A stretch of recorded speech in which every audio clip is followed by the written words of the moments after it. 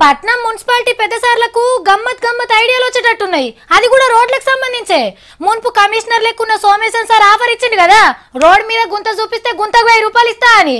మరి ఎవరు చూపించిర్రో ఎవరికి ఎన్ని వేలు ఇచ్చిండో చెప్పలేదు కానీ కొత్త సార్ వచ్చినాక కూడా చిత్రమైన పని ముంగటేసుకున్నాడు. అదేం దోచుకుందాం పారి. పట్నం పబ్లిక్ మంచిగి నెలకి ముచ్చట. నల్లా పైపులేస్తందుకో మురికి నీళ్లు మోరిల కలుపుతందుకో మునుపట్లెక్క రోడ్లను దొవ్వేరు. చెయ్యరాని నేరం చేసిండ్రని క్రిమినల్ కేసులు పెడతారు సుమా.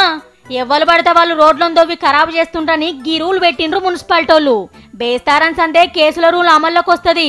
ఇంటింటికి పైపులు వరిచి నీళ్లు సప్లై చేసే నీళ్ల సంగపోళ్ళు మాత్రం దొవ్వుకోవచ్చునట.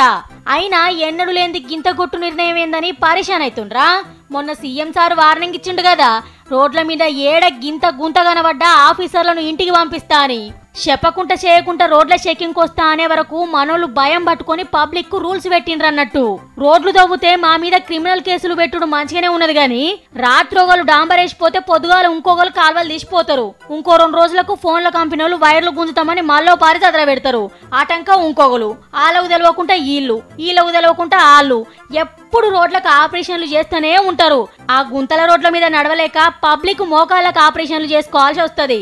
మరి ఇసంటోళ్ళ మీద ఏం కేసులు పెడతారో కూడా చెప్తే బాగుంటది సార్లు.